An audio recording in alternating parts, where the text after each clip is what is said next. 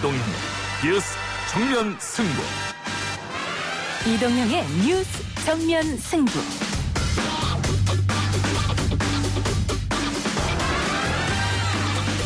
청취자 여러분 안녕하십니까, 이동형입니다. 이제는 멈춰설 시간이다. 김무겸 전 청와대 대변인이 불출마 선언을 했습니다. 민주당 공천관리위원회 말을 듣고 오시죠. 김의겸 신청자의 경우에서 보시듯이 국회의원 예비후보 신청자 중에서 중간에 출마를 포기함으로써 최종 검증 대상에서는 제외되었습니다. 더불어민주당 공직선거 후보자 검증위 간사를 맡고 있는 진성준 전 의원 잠시 후 연결합니다. 대한민국이 이대로는 안 된다는 그런 소명의식으로 이 당을 다른 정당과는 완전히 다른 그런 정당으로 만들고 싶습니다. 가칭 안철수 신당이 창당 절차에 들어갔습니다. 안철수 전 대표의 네 번째 정당은 어떤 모습일까요? 오늘의 이슈 방기훈 기자와 기자 언박싱에서 정리해드립니다. 과도한 불안감, 막연한 공포와 단호하게 맞서야 합니다.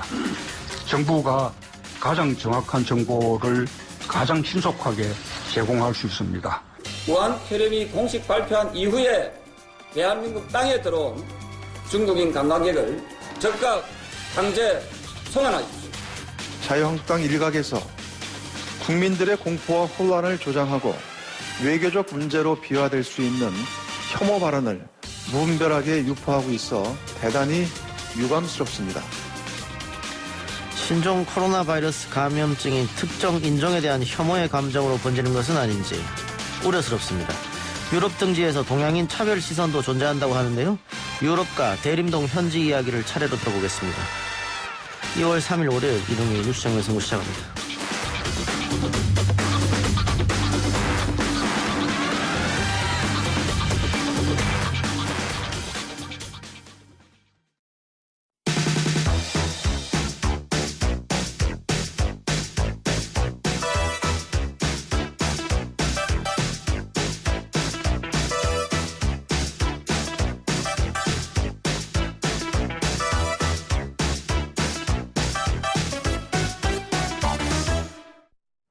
이제는 멈춰설 시간이 된 듯하다. 군산지역 총선 출마를 위해 민주당 예비후보로 등록한 김의겸 전 청와대 대변인이 총선에 출마하지 않겠다고 밝혔습니다. 김 전 대변인 어제까지만 해도 이해찬 민주당 대표를 향해 예비후보로 뛰게 해달라며 공개 요청을 하기도 했는데요. 갑작스런 입장 변화, 당에 부담을 주지 않으려 본인이 최종 판단했을까요? 더불어민주당 공직선거 후보자 검증위 간사를 맡고 있는 진성준 전 의원 연결해서 이야기 나눠보겠습니다. 진성준 간사님 나와 계십니까? 네, 안녕하세요. 예. 진성준입니다. 김의겸 전 대변인에 대해서 세 차례 검증이 연기됐었던 건데요. 네. 결국 김 전 대변인 스스로 불출마 입장을 밝혔습니다. 검증이 입장에서는 부담을 던 측면도 있을 것 같긴 한데 어떻습니까? 예, 김의겸 대변인께 참 미안하고 또 한편으로 고마운 심정입니다. 예. 부동산 문제에 얽힌 여러 가지 의혹들이 있었는데, 가령 부동산 투기를 했다는 의혹, 특혜 대출을 받았다는 의혹, 예. 또 시세의 차익, 매각 차익을 기부하겠다고 했는데 혹여 그 기부가 이루어졌는지에 대한 의혹, 여러 가지 의혹들이 제기되었는데, 예. 그것을 낱낱이 검증하고 완전히 소명이 되었습니다. 예. 그럼에도 불구하고 정무적인 판단의 문제는 남아 있긴 했습니다만, 예. 검증위원회가 최종 심사 결론을 내리려고 하는 상황에서 스스로 그런 결단을 해주셔서 한편 미안하고 또 고맙고 그런 심정입니다. 김의겸 전 대변인은 정무적 판단을 하면 받아들이겠다. 다만 지금 이 검증에서는 좀 확실하게 해달라 이런 입장이었던 것 같아요. 그러니까 지금 간사님 이야기처럼 투기라든가 대출이라든가 이건 다 의혹에 불과했고 아직 결정 난 건 없었고요.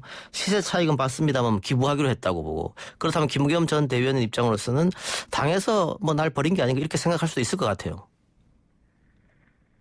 네, 이제 말씀하신 것처럼 그런 법리적 차원에서 또 법률적인 차원에서의 문제는 완전히 소명되었긴 했습니다만, 예.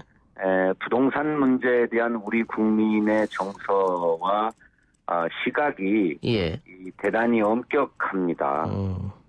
청와대의 대변인으로 재직하면서 많은 빚을 얻어서 상가를 매입했다라고 하는 사실에 대해서 우리 국민들이 부적절한 처신이었다라고 평가하고 있고 또 그런 분이 국회의원 선거에 나서는 것이 적절하냐라고 하는 지적이 있었습니다. 그것이 예비 후보자로서 뛸 수 있는 자격을 박탈할 정도냐 하는 문제에 대해서는 많은 의견이 있었습니다. 예. 그런 정치적인 판단, 정무적인 판단을 하는 것이 곧 당이기 때문에 김의겸 전 대변인 입장에서는 몹시 서운하기도 하고 야속하기도 할 것이라고 생각합니다. 예.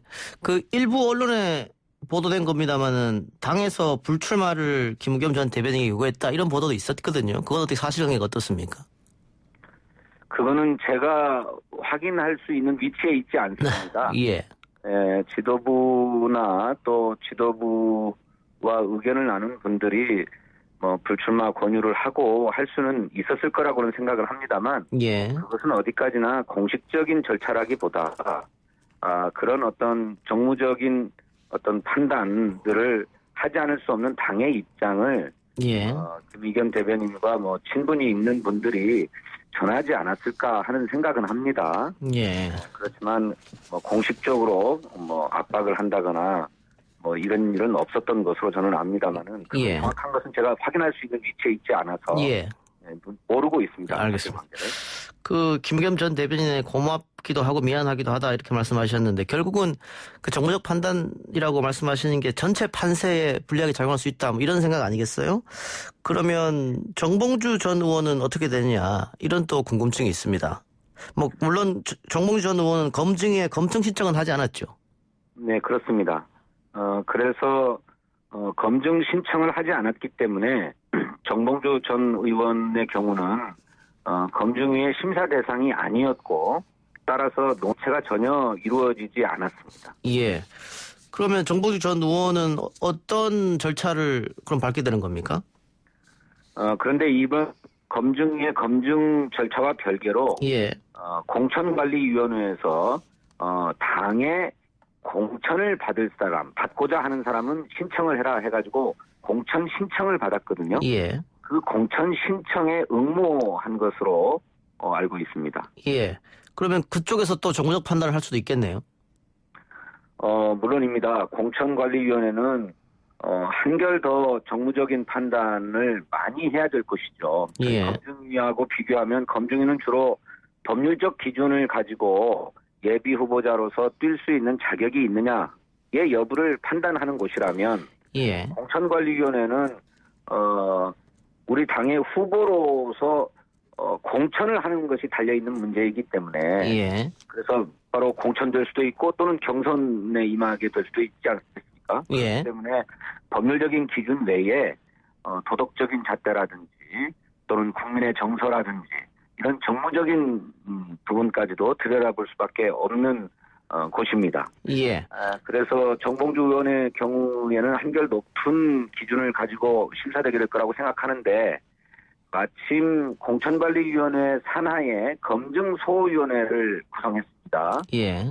백혜련 의원께서 소위원장을 맡으셨는데 불가피한 사유가 있어서 검증위원회에 검증을 거치지 못한 후보자들이나 또 검증위원회에서 검증심사를 진행했지만 최종 결론이 나지 않은 분들에 대해서는 검증소위원회에서 또 검증을 해서 자격 여부를 심사한다고 하는 것이니까 아마도 정봉주 전 의원의 경우에는 그런 프로세스를 밟게 되지 않을까 생각합니다. 예. 정봉주 전 의원이 미투 관련해서 1심에서 무죄가 났고 그 재판 판결문을 보면은 신체 접촉도 없었다 이런 겁니다만은 아직 2심 또 마지막 3심이 남았기 때문에 당으로서는 정무적 판단을 할 수밖에 없다 이런 말씀인 것 같고요. 송병기 전 울산시 경제부시장에 대한 후보 적격 여부 역시 미뤄졌습니다. 판단이.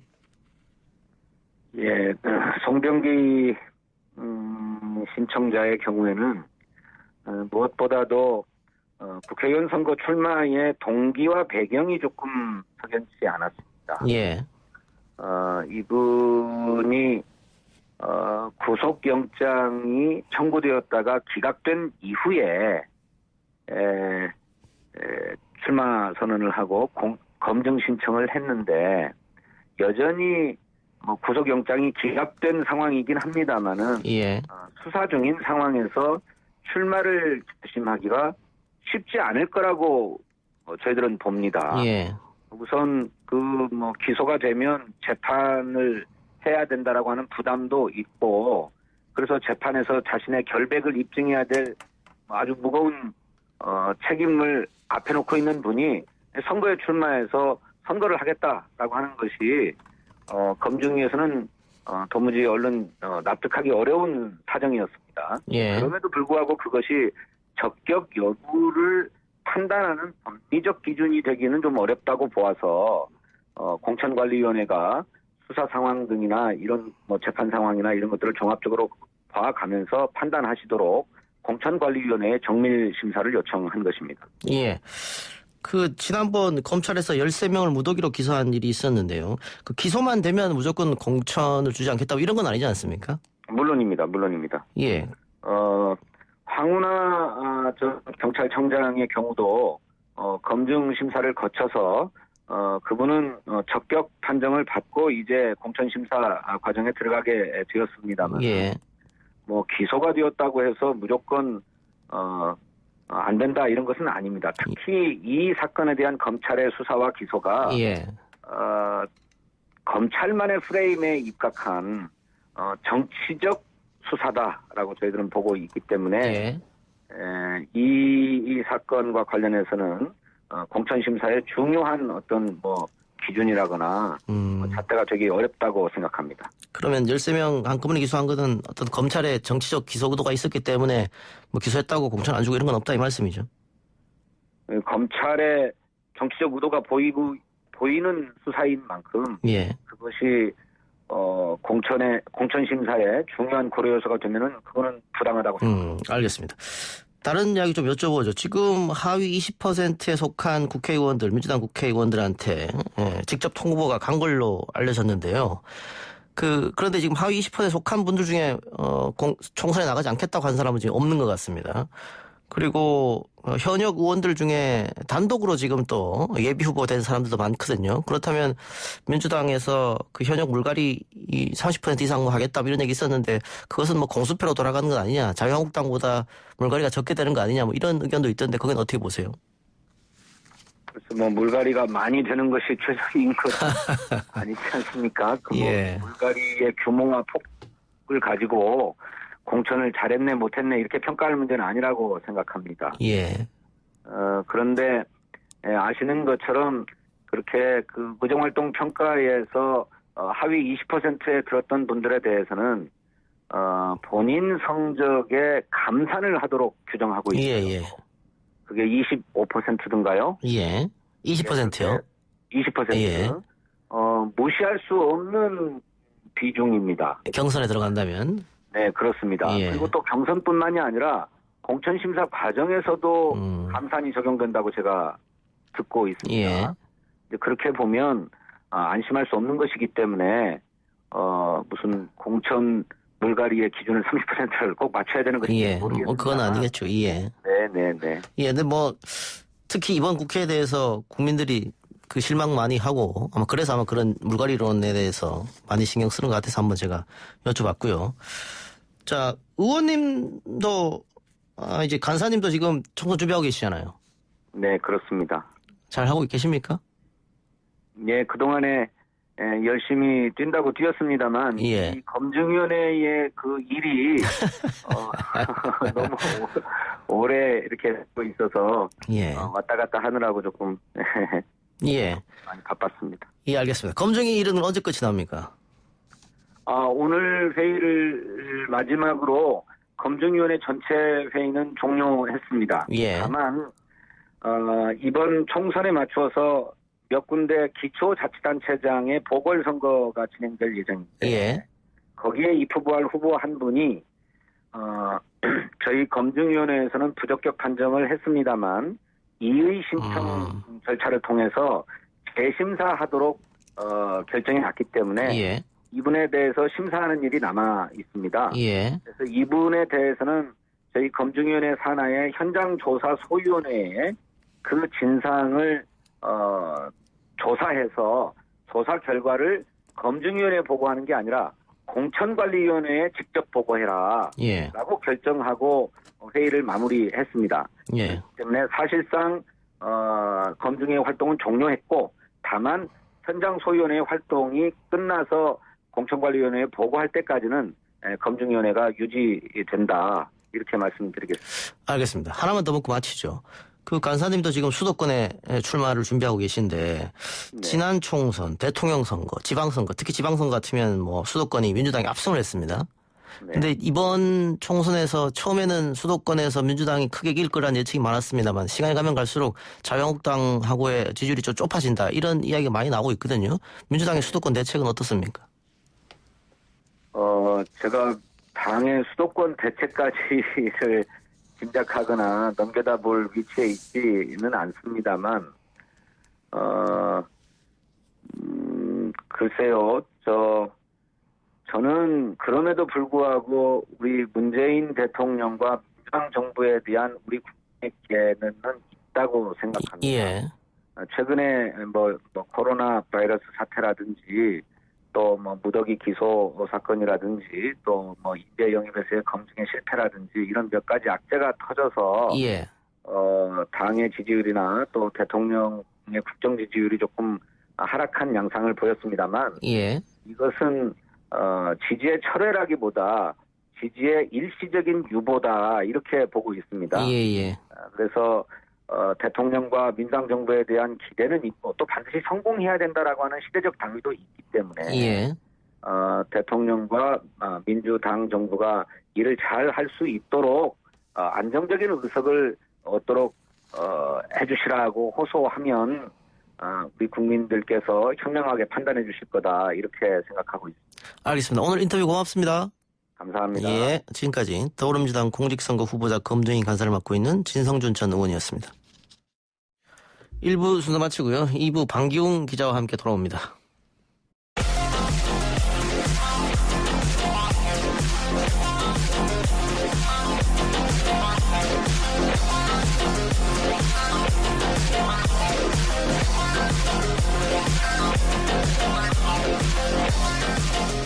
YTN 라디오 이동형의 뉴스 정면승부 2부 시작합니다. 오늘 나온 뉴스들을 언박싱해드리는 기자 언박싱. 오늘은 중앙경향의 반기웅 기자 나왔습니다. 어서 오십시오. 네, 안녕하세요. 앞에 진성준 전 의원이랑도 김부겸 전 대변인 얘기 살짝 했습니다만은 네. 본인이 당연히 스스로 불출마 결정했겠습니다만 당과 어느 정도 교감은 있었을 테고요. 예. 당에서 전체 판세 부담이 됐겠죠. 만약에 나오게 되면. 근데 민주당 내에서도 계속해서 고심을 거듭해서 그 결론을 내리지 못하고 있었지 않습니까? 예. 계속해서 지연이 되고 있었던 그런 상황이고, 그리고 또 김 전 대변인이 얽혔던 이슈 자체가 부동산 이슈이기 때문에 그 국민들이 받아들이기에 굉장히 민감한 이슈입니다. 아시겠지만 부동산, 교육 이 두 가지 문제 한번 터지기 시작하면 블랙홀처럼 모든 이슈를 다 빨아들일 수 있는 그런 파괴력이 있는 그런 이슈거든요. 더군다나 이제 지금 민주당의 어떤 인재 영입 그런 예. 전략 자체도 좀 삐그덕거리고 있지 않습니까? 원정건 씨 관련해서도 지금 낙마가 있었고요. 그래서 만약에 여기서 부동산 이슈까지 잘못해서 터진다. 그럼 사실 이제 되돌릴 수 없을 만큼 이제 생채기가 나기 예. 때문에 근데 언급을 했겠죠. 예. 김의겸 전 대변인 같은 경우에 한겨레 신문 기자 출신인데 네. 기자로 활동할 때는 보수, 진보 통틀어서 굉장히 존경받는 기자 중에 한 명이었고 예. 특종도 여러 번 했고 특히 자존실 특종이라든가. 그렇죠. 그런데 청와대에 들어가면서 오히려 마지막이 좋지 않게 돼버렸네요.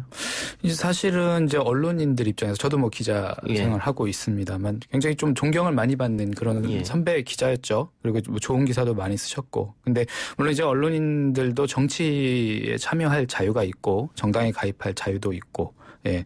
그런 자유는 다 있습니다만, 김 전 대변인 같은 경우는 사실 아까 말씀드렸던 것처럼 국정농단 사태에서 이름을 많이 알렸던 기자죠. 많은 분들이 이제 그렇게 각인이 돼 있는 그런 상황이고요.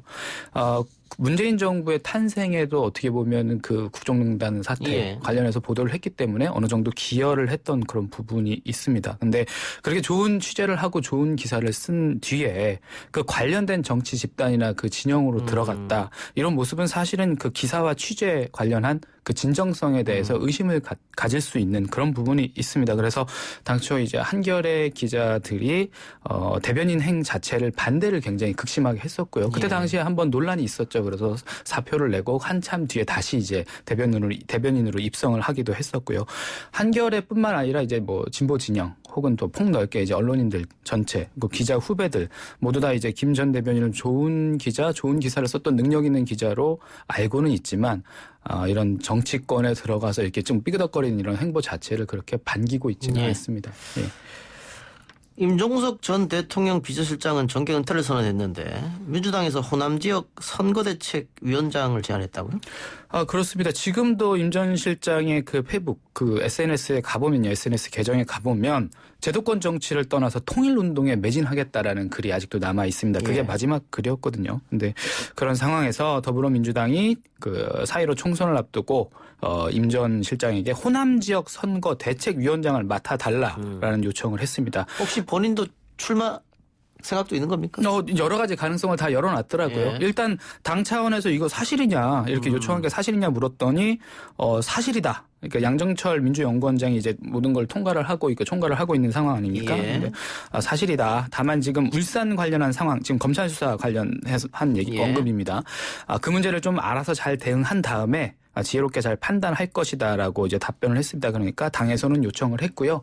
임 전 실장은 관련해서 지금 고심을 하고 있는 것 같은데요. 아까 여쭤보셨던 것처럼 본인 입장은 좀 안 나왔습니다. 네, 안 나왔고 총선 관련해서도 출마를 하느냐 안 하느냐 이것도 당연히 그 입장이 안 나왔는데 가능성은 지금 다 열어둔 상황입니다. 그 양정철 원장이 총선 이런 불출마하느냐 이런 거 관계없이 당의 총선 승리에 필요한 기여는 하겠다. 이렇게 지금 입장을 밝혔으니까 여기 이 안에는 이제 총선도 출마할 가능성이다. 여차하면 그런 의미들이 지금 포함이 돼 있는 거고요. 사실 이전부터 계속해서 당내에서 이낙연 전 국무총리뿐만 아니라 많은 사람들이 임종석 전 실장에 대해서 계속해서 언급을 해왔지 않습니까? 그 이낙연 전 국무총리 같은 경우에는 임 전 실장을 두고 대단히 잘 훈련되고 매력 있는 분이어서 도움을 줬으면 좋겠다. 뿐만 아니라 이제 당내에서는 임 전 실장을 선거 지역구에 넣고 가상 여론조사를 돌려서 그 결과를 이제 언론에다가 흘리기도 하고 발표하기도 하고 했었죠. 그 자체가 임 전 실장에 대한 어떤 명분을 만들어주기 위한 지금 과정을 밟고 있는 것 아닌가. 예. 근데 불출마 선언을 1년 전, 2년 전, 3년 전에 한 것도 아니고 몇 달 전에 했는데. 두세 달밖에 안 됐습니다. 지켜보죠. 예. 그리고 지금 이낙연 전 총리는 종로에 출마한다고 벌써 얘기를 했고 아마 나올 것 같습니다. 종로에. 그렇습니다. 그래서 한교안 대표하고 빅매치가 이루어지는 거 아니냐 이런 얘기가 많았는데 자유한국당에서 종로에 신인을 차출한다? 이런 얘기가 들려요? 그렇습니다. 한국당에서 서울 종로 지역구에 그 신인을 차출할 가능성이 높다라는 보도가 나왔고요. 관련 언론 보도에 대해서 한국당 측에서도 부인은 하지 않았습니다. 한국당 박완수 사무총장은 지금 얘기했던 그 안이 여러 안 가운데 하나다라고 언급을 했고요. 당초 종로는 이제 황교안 대표가 출마를 해서 이낙연 전 총리와 맞대결을 벌일 것이다라는 전망이 많이들 나왔었죠. 그런 분석 기사들도 나왔었고요. 그러나 이제 황 대표가 이전 총리와 붙을 경우에 낙선할 가능성이 높다라는 그 분석이 계속해서 또 나왔고요. 굉장히 그게 설득력 있게 받아들여지고 있는 그런 상황입니다. 실제로 여론조사 결과도 얼마 전에 발표가 됐었죠. 이전 총리가 크게 앞서는 것으로 나타났습니다. 이런 상황에서 섣불리 빅매치라고 해서 붙었다가 낙선을 하게 되면 이제 입지가 많이 좁아지는 그런 상황이기 때문에 신중을 거듭하고 있는 것 같습니다. 근데 황교안 대표가 수도권 험지 나간다고 공언을 했기 때문에 그러면 어디로 가느냐 도대체. 이게 수도권 험지라고 하는 것에 대해서 정의를 누가 어떻게 내릴 것이냐가 굉장히 좀 이를테면 이런 거죠. 지금 강남도 옛날 강남 같지가 않다라고 얘기를 한다면 그건 또 다른 얘기가 될 수 있지 않겠습니까? 근데 일단 험지인 수도권이 어디냐 이 자체에 대해서 구체적인 언급을 피하고 있고요. 여러 지역 가능성을 열어둔 셈인데 서울 용산, 양천, 경기도 용인까지 그런 그 지역 출마 검토 중이라는 그런 전망들이 계속해서 나오고 있고요. 당 내부에서는 그럴 바에야 그냥 비례로 나가시는 게 어떠냐라는 그런 목소리도 나오고 있고요. 그 김병준 전 비대위원장 같은 경우에는 종로에 그냥 출마하던 대로 예상대로 출마를 좀 했으면 좋겠다라는 의견을 피력을 하기도 했습니다. 알겠습니다. 이것도 뭐 시간 지나면 결정 나겠죠. 예. 안철수 전 의원의 신당 창당 소식이 들려오는데 네. 당명 정했습니까? 아직도 안철수 신당이라는 이름으로 계속해서 가고 있죠. 예. 예. 일단 그 비전을 뭐 보셨겠지만요. 작은 정당, 공유 정당, 혁신 정당 이렇게 이제 지향점을 밝혔습니다. 그리고 탈이념, 탈진영, 탈지역 뭐 이렇게 얘기를 하고 기존 정치를 벗어나서 장외투쟁을 하지 않는 그런 정치를 하겠다라고 공표를 했습니다. 근데 탈이념, 탈진영, 탈지역, 기존 정치 벗어나고 이 과거에 안철수 전 대표가 늘 하던 이야기 아닙니까? 예, 뭐 새롭게 받아들여지고 있는 그런 이념들은 아닙니다. 그런 예. 얘기들은 아니에요. 그리고 물론 또 좋은 얘기죠. 좋은 얘기인데 이 구체적인 방안이 나오지 않았다. 이것도 사실은 이전에 안철수 전 의원이 했던 얘기와 또 마찬가지 맥락으로 읽혀집니다. 예. 그나마 이제 오늘 이제 창당 추진 기획단장으로 이태규 바른미래당 의원, 김경환 변호사를 공동으로 임명을 했습니다. 근데 지금 현역 의원이 지역구에 권은희 의원 한 명밖에 없잖아요. 그렇습니다. 나머지는 다 비례 의원이고. 그렇습니다. 그런데 당에 출당을 안 시키면 나올 수가 없는 상태고. 그렇죠. 그래서 이제 제명 절차를 거쳐야 되는 그런 예. 그러니까 그렇게 되면 권은희 의원 현역 한 명 있기 때문에 정당을 만들어도 번호가 상당히 뒤로 밀릴 거란 말이죠. 아마도 10번 그 이후로 밀릴 가능성이 높습니다. 예. 그럼 그렇게 되면 실제 선거에서 투표장에서 10번 이후의 예. 번호 얼마만큼 파괴력이 있겠느냐 보면 현실적으로 많이 어려운 상황은 맞는 거죠. 그래서 정당명에 안철수라는 이름을 넣자 이런 얘기가 나온 것 같아요. 예, 그래서 지금 섣불리 사실 안철수 신당이라고 하면 좀 이상하지 않습니까? 정당에 사람 예. 이름 너무 이상하죠. 예, 사실은 이전에 뭐 친박 연대라는 있었죠. 것도 있었죠. 예. 그건 뭐 이게 친박 연대라는 건 어느 정도 이제 보수 진영에서 나왔던 아이디어니까 그런가 보다라고 할 수 있겠지만 지금 안철수 전 의원 같은 경우는 뭐 공유 정당 뭐 이렇게 좀 새로운 정당을 얘기하고 있어요. 예. 이를테면 뭐 모바일 플랫폼을 통해서 공유 정당을 현실화하겠다. 그러니까 당원들이 모바일 플랫폼을 통해서 당 의사결정에 참여하고 자유롭게 이런 여러 가지 정치적 이슈나 쟁점을 온라인 공간에서 이제 띄워놓을 수 있게 하겠다. 뭐 이렇게 좀 덧붙이고 이제 그걸 지향하시는 분이 안철수 신당이라는 좀 옛날 이름으로 간다는 거는 아마 그 유권자분들도 그렇고 그 타겟층들 20대 또 유권자분들 이런 분들에게 크게 어필하지 못하지 않을까. 이런 예상들이 좀 나오고 있습니다. 마지막 하나만 더 하죠.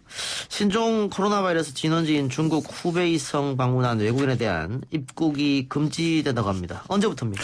그렇습니다. 오늘 자정부터 이제 금지가 되는데요. 입국이요. 예. 오는 4일 0시부터 중국 후베이성을 14일 이내 방문하거나 체류한 적이 있는 모든 외국인의 한국 입국을 전면 금지를 한다고 합니다. 예. 입국 제한 조치는 출발지 항공권 발권 단계, 입국 단계, 입국 이후 단계 이렇게 3단계에 걸쳐서 실시를 하게 되고요. 후베이성 발급 여권을 소지한 중국인의 입국을 제한을 하고 후베이성 관할 공간에서 발급한 기존 사증의 효력을 잠정적으로 정지시킨다고 합니다. 예, WHO에서 입경 금지 조치는 할 필요 없다라고 공고했습니다만 지금 뭐 미국이나 일본이나 호주나 싱가포르나 다른 여러 나라에서 하다 보니까 우리도 어쩔 수 없이 하는 것 같네요. 네, 지금 뭐 이렇게 그 정책 자체가 여러 가지로 좀 탄력적으로 좀 움직이고 있습니다. 그런 상황 자체도요. 그래서 뭐 그 상황에 따라서 변동성 있게 탄력적으로 운영을 하고 있는 그런 상황입니다. 근데 우리가 뭐 수입 수출 교역 1위가 대중국인데 예. 사드 사태도 봤습니다만은 또 무역 보복 뭐 또 이런 것도 신경 안 쓸 수가 없을 것 같아요. 상식적으로 봤을 때 중국이 상식적인 대응을 한다면 그런 부분 우려를 안 해도 되겠지만 중국은 실제로 우리가 사드 사태에서 겪었듯이 잘못 건드렸다가는 또 이제 엄청난 보복을 또 실질적으로 행하는 그런 나라 아닙니까? 이제 그런 부분 때문에 정부에서도 이번에 뭐 전세기를 언제 내오냐 뭐 이런 부분에서도 약간의 차질이 있었지 않습니까? 그런 부분들이 이제 중국이란 나라의 특성, 그 공산국가의 어떤 그 특유의 특성들 그런 것들 때문에 좀 계속해서 탄력적으로 운영을 하고 있는 그런 상황.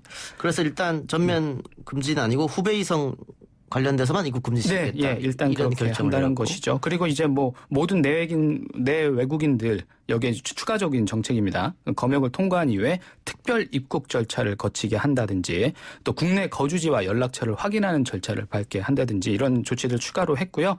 현장에서 이전에는 이제 입국을 할 때 거주지와 연락처 같은 것들을 이제 제출하는 그 절차가 있었습니다. 근데 예. 이게 사실은 뭐 허위로 적든 아니면 확인하는 절차가 없었거든요. 근데 이제는 현장에서 실질적으로 그게 연락 가능한지 그런 여부들을 확인을 하겠다. 그래서 연락이 안 되면 입국 금지 이렇게 되는 거군요. 예, 뭐 그 방안까지도 검토를 하고 있는 것이죠. 예. 예.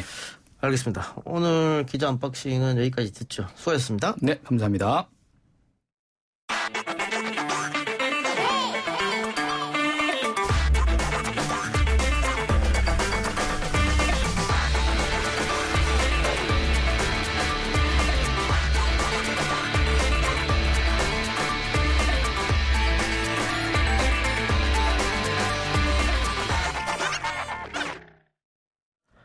신종 코로나 바이러스 감염증이 국내에 확산되면서 신종 코로나 바이러스 관련한 정보를 확인할 수 있는 디지털 기반 서비스들이 속속 등장하고 있습니다.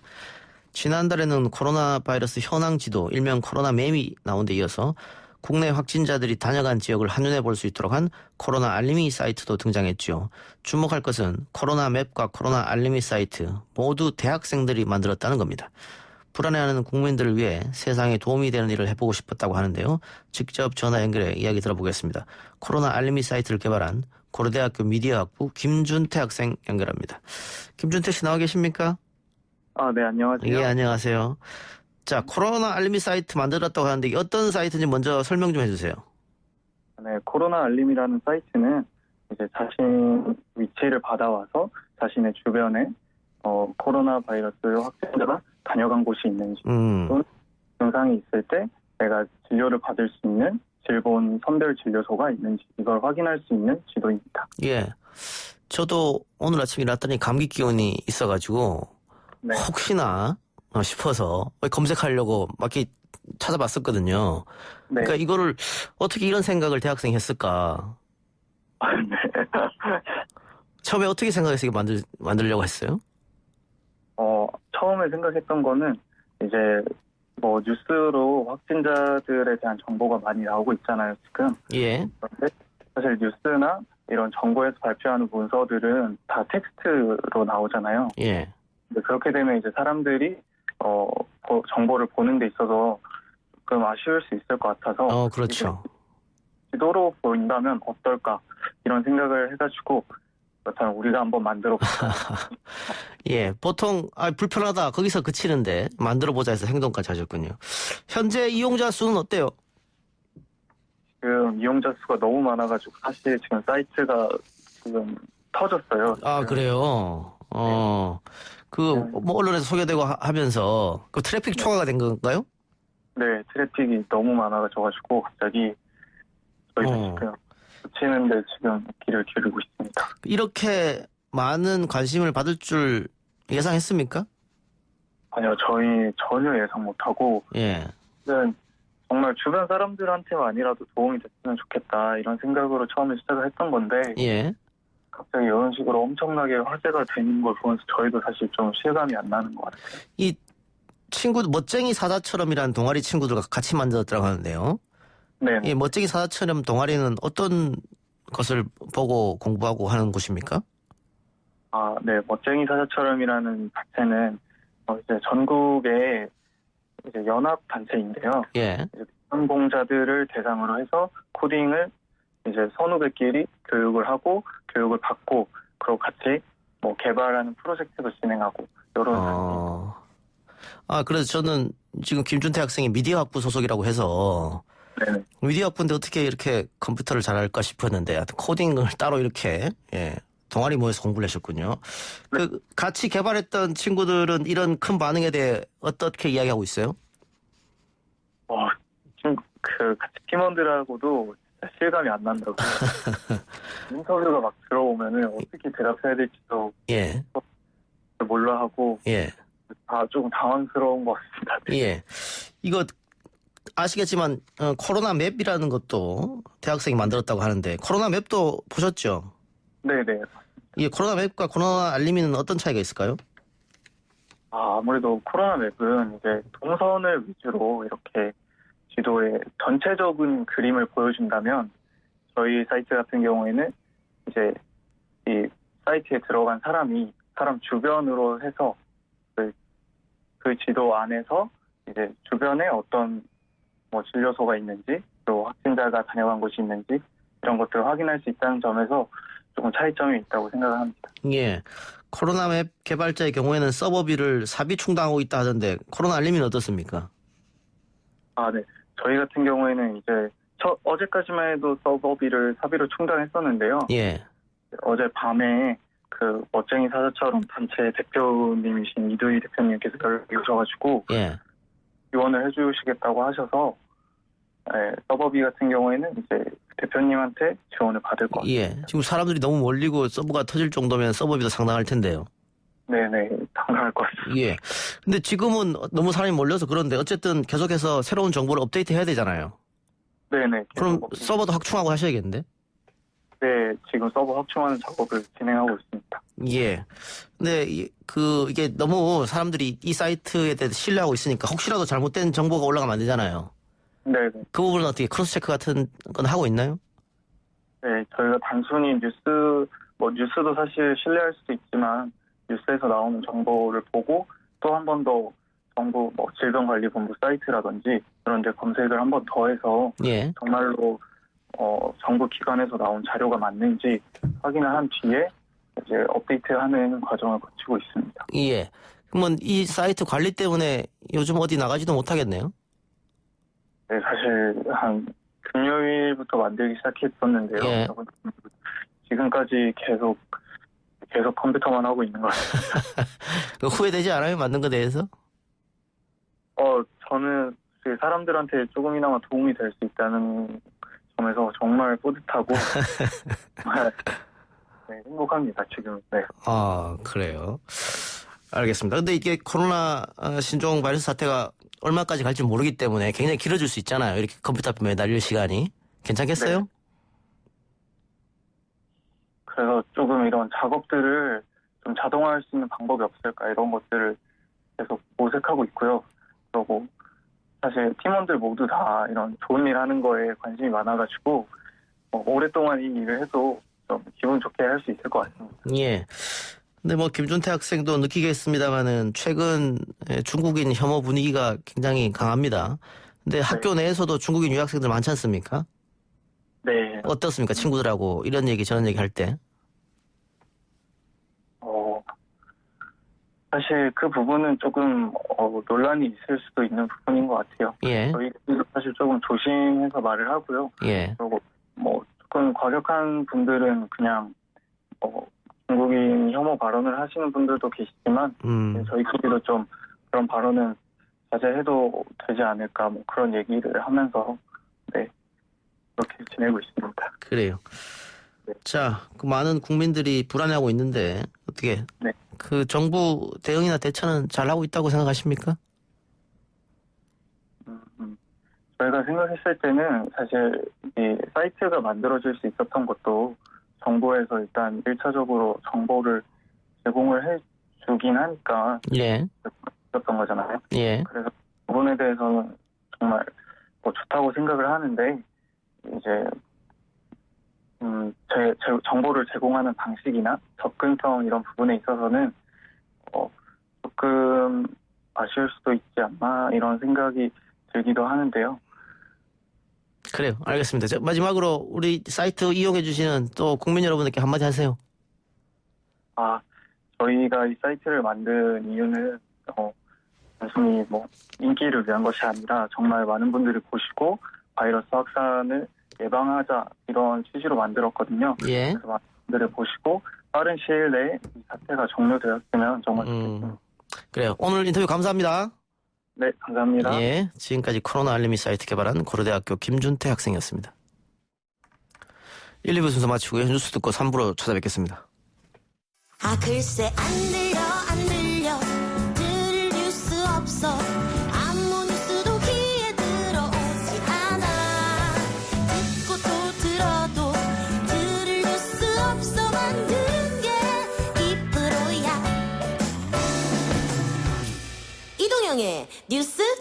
승부. YTN 라디오 이동의 뉴스 정면 승부 3부 시작합니다. 신종 코로나 바이러스 확산 이후 유럽과 영미권 등지에서 중국인을 비롯한 아시안에 대한 차별적 시선에 대한 우려의 목소리가 나오고 있습니다. 심지어 나는 바이러스가 아니다 라고 하는 SNS 해시태그 운동까지 벌어지고 있다고 하는데요. 질병에 따른 혐오에 대한 이야기 오늘 3부에서 해보려고 합니다. 독일에서 우리 방송을 청취하고 있다는 교민 한 분 연결해 보겠습니다. 장담비 씨 나와 계십니까? 네, 안녕하세요. 독일 프랑크푸르트에 살고 있는 이 작가님 열혈팬 장담비입니다. 예, 감사합니다. 예, 프랑크푸르트에서 거주하신 지 얼마나 됩니까? 네, 저 3년 됐습니다. 독일 그러면 프랑크푸르트에서만 계속 거주하셨습니까? 네네. 예, 3년. 지금 가족들하고 다 같이 거주하고 계시는 거예요? 네, 저는 주재원으로 나와가지고요. 예, 주재원으로. 예. 독일은 어떻습니까? 신종 코로나 바이러스 감염병 확진자가 나왔습니까? 네, 한 10명, 자세하게는 모르는데 한 10명 정도 나온 것 같고요. 예. 프랑크푸르트도 2명 확진자가 나왔어요. 예. 그러면은 그 교민들이나 혹은 프랑크푸르트 주민들 어떻습니까? 이 병에 대한 두려움, 공포 이런 것 우리처럼 좀 심합니까? 어때요? 제가 시내도 돌아다녀 보고 하는데요. 예. 우선 마스크 쓰는 사람들은 거의 찾아볼 수가 없고요. 그래요. 예. 네, 독일은 이제 마스크를 쓰고 다니면 약간 중증 환자처럼 생각을 하니까. 예. 그리고 그렇게 심각하게는 생각 안 하는 것 같아요. 독일 현지 교민들도 그렇고, 네, 독일 현지인들도 뉴스나 언론에서 보도는 하긴 하는데, 우리나라처럼 그렇게 막 엄청 심각하게 생각하는 건 아닌 것 같아요. 예. 그 언론 반응은 어떻습니까? 우리 언론은 거의 매일 그 제일 중요한 뉴스로 다루고 있는데 독일도 그렇나요? 네, 제가 오늘 아침에도 뉴스를 계속 틀어놨거든요. 예. 근데 그 항상 이렇게 메인 첫 번째 뉴스로 나오기는 하는데, 예. 제가 생각하기로는 우리나라 언론처럼 이렇게 엄청 심각하게 얘기 안 하고 팩트로 뭐 몇몇 확진자가 나왔고 프랑크푸르트에는 2명이 나왔는데 지금 대학병원에 격리 치료 중이다. 이 정도로만 언론에서 그냥 몸이 건조하게 팩트 중심으로 전달하고 있어요. 예. 근데 지금 다른 언론 보도를 보면 뭐 특히 이탈리아에서는 중국인들 포함해서 아시아인들 전체를 싸잡아서 뭐 학교도 오지 말라고 하고 아파트에서 나오지 말라고 하고 이런 얘기도 있고 프랑스에서도 뭐 동양인 혐오 분위기가 있다라고 지금 언론 보도에 나오고 있는데 독일은 어떻습니까? 중국인이나 아시아인에 대한 혐오 반응이 좀 있어요? 네, 그러니까 저도 좀 그것 때문에 무서웠거든요. 왜냐하면 이제 외국에 나와서 동양인들 보면 대부분 중국인이라고 그냥 생각을 하니까요. 예. 네, 없을 수는 없는데 제 딸이 지금 국제학교를 다니는데 예. 2학년에 한국 남자아이가 있거든요. 예. 네, 그 5학년 독일 애가 걔한테 교실에 들어오지 말라고 바이러스 없는다고 이렇게 얘기했는데 이제 주변에서 제 한국 애야 이런 식으로 얘기를 해줬다고 하는데 걔는 이제 초등학생이고 어려서 그런 것 같고요. 예. 제가 뭐 커뮤니티나 뉴스 같은 거를 살펴보면 그 몇몇 사건들이 있긴 한데 대체적으로 분위기는 심각하게 이태리나 프랑스처럼 대놓고 차별을 한다거나 뭐 욕을 한다거나 그런 수준 아닌 것 같아요. 어떻습니까? 다른 나라보다도 독일이 인종차별은 조금 뭐 덜하다 이런 얘기도 있던데 그때 그러니까 보통 때랑 비교하면은 어때요? 지금 이 신종 코로나 바이러스가 퍼지고 난 이후에? 네, 그러니까 보통 때하고 비교하면은 좀 피하시는 분들도 있고 저도 시내 나갔는데 슬슬 피하시는 분은 있거든요. 그렇습니까? 그러면 장담비 씨도 시내 나가기가 조금 껄끄럽겠네요. 네, 그래서 좀 시내나 뭐 사람들 많은 데는 안 가려고 하고 있긴 해요. 네. 예. 근데 그 국제학교에서 5학년 아이가 그 교실에 들어오지 마라, 바이러스 옮긴다 이런 말을 했다는 게 굉장히 좀 충격적인데. 네, 걔는 이제 어려서 그리고 저희 국제학교는 중국 애들이 좀 다니거든요. 예. 그래서 그런 것 같은데 제가 또 이제 독일 학교에 보내는 엄마들 몇 명 물어봤는데 독일 학교는 이제 의외로 그런 거 전혀 없다고 하고 선생님들이 그런 건 바이러스는 그냥 이렇게 감염되고 바이러스일 뿐이지 인종이나 이런 거는 상관없다. 뭐 예. 그건 차별이 교육을 시키고 있는 것 같아요. 예. 학교에서. 학교에서. 예, 그 다행스러운 일인데 그 국제학교 말고 뭐 우리 교민이 지하철에서 또 차별성 발언을 들었다면서요? 아, 네. 제 지인이 예. 차별성 발언은 아니고 그 이제 확진자 프랑크푸르트에서 나왔을 때 출근하려고 지하철을 탔는데 옆에 아무도 안 앉더래요. 그러더니 이제 어떤 할머니가 와가지고 너 중국이냐고 그래서 아, 저 한국 사람인데 이랬더니 그때서야 옆에 앉으셨다고 하더라고요. 아, 그렇군요. 예, 알겠습니다. 자, 마지막으로 타지에서 살아가는 교민으로서 타지 외국인 이주민들과 함께 살고 있는 우리 고향 한국 청취자들에게 한마디 하시기 바랍니다. 아, 네. 저희 우리나라 국민들에게 얘기해도 되나요? 아, 뭐 아무나 좋습니다. 아, 네. 아니 제가 여기서 한국 언론이나 기사들을 보면 예. 너무 저 현재 상황보다 더 이렇게 크게 기사를 시키는 거 아닌가 좀 아하. 우려가 되거든요. 예. 독일 8명이 감염됐는데 한국은 지금 15명이면 중국에서 인접 국가인데 그 정도면 저는 되게 정부에서 대처를 잘하고 있다고 생각하거든요. 예. 그래서 국민들이 많이 두려우시겠지만 그 언론이나 가짜뉴스에 휘둘리지 않고 차분하게 대처하셨으면 좋겠고요. 예. 네, 그리고 교민들에게는 저 총선 국외 부재자 재외국민 신청이 2월 15일까지거든요. 예. 네, 꼭 신청하셔가지고 소중한 한 표 행사하시길. 알겠습니다. 네, 부탁드립니다. 예, 고맙습니다. 저 멀리 우리 독일에서 전화 연결해 주시고 다음에 또 한번 시간 나면 연결하겠습니다. 고맙습니다. 네, 감사합니다. 예, 지금까지 독일에서 청취자 장단비 씨였습니다.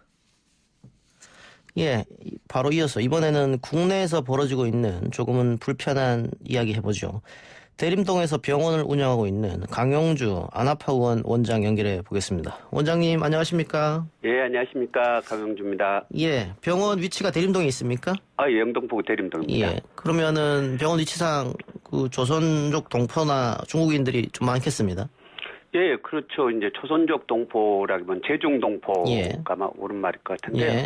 저희 병원에 온 환자분들의 3분의 1 정도는 제중 동포 분들입니다. 예. 근데 제가 들으니까는 다른 병원에서 치료를 못 받아서 원장님한테 왔다 이런 얘기가 있던데 이건 무슨 얘기입니까? 아, 이제 감기 환자인데요. 예. 다른 병원을 가셨나 봐요. 예. 근데 이제 물어봤죠. 뭐 중국 여행 갔다 왔냐? 예. 안 다녀왔습니다. 그러면 제 주변에 있는 사람이 중국 갔다 온 사람이 있습니다. 예.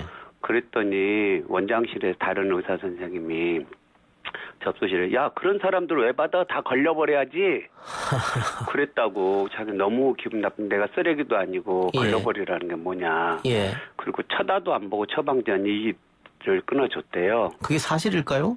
근데 본인이 와서 그래서 저 기분 나빠서 그냥 왔다고.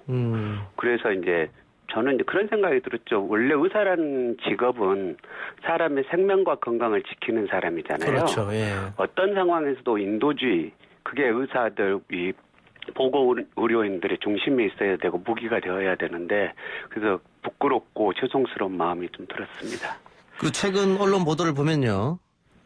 이 중국인에 대한 혐오성 기사가 굉장히 많이 쏟아지고 있는 실정입니다. 일례로 대림동 차이나타운 가보니 가래침 뱉고 마스크 미착용, 위생불량 심각 뭐 이런 기사 제목까지 뜬 기사가 있었단 말이죠. 예. 직접 지금 대림동에서 병원 운영하고 계시니까 예. 이 기사를 읽어보셨죠? 예, 읽어봤는데요. 예. 좀 기본적으로 악의적인 편견을 갖고 쓴 기사 같다는 생각이 들고요. 예. 이 사람들이 그 흥행에 성공한 영화 중에 범죄도시라고 하는 영화가 있지 않습니까? 그게 이제 대림동 차이나타운 대림역 근방에 그걸 무대로 한 건데 거기에 있는 중앙시장에 가보면 그냥 우리나라 재래시장이에요. 재래시장인데 잘 정돈되고 깨끗하고 호객행위 없는. 그런데 거기 진열대에서 파는 물건들은 연변 우리 조선족 제중동포들이 좋아하시는 그런 음식들인 거죠. 어느 전통시장이랑 다르지는 않아요. 저는 뭐 한 달에 한 번 정도 그 대림역 차이나타운에 가서 호거도 먹고 양꼬치도 먹고 그러는데 제가 다니면서 제가 불결하고 더럽고 그러면 안 다녔죠. 그냥 사람들의 편견인 거지. 그분도 다 친절하고 열심히 사시는 분들이에요. 예. 근데 어쨌든 이번 코로나 신종 바이러스 때문에 특히 언론에서 집중적으로 이런 걸 보도하면서 우리 사회의 제노포비아가 확산되는 거 아니냐 이런 우려가 있습니다. 원장님도 그렇게 생각하십니까? 그런데 아직 이 신종 코로나 바이러스 감염증에 대해서 예방 백신이나 치료제가 확립되지 않았잖아요. 그런 상황에서 국민들이 불안을 느끼는 것은 즉각 정상적인 반응이거든요. 그래서 불안하지 않는 게 좀 이상할 수는 있는데 그렇더라도 제노포비아라고 하는 것은 그 말 그대로 낯선 것에 대한 공포를 뜻하거든요. 그래서 이성적으로 판단하고 침착하고 이렇게 접근해야 될 것들을 그냥 희생양을 삼아서 특히 중국인 또 우리나라에 살고 있는 그분들은 옛날 독립운동가의 후손들이잖아요. 제중동포들. 그런 분들을 희생양으로 삼는 것 그건 아닌 것 같고요. 우리가 지금은 지구촌이 너무 연결되어 있잖아요.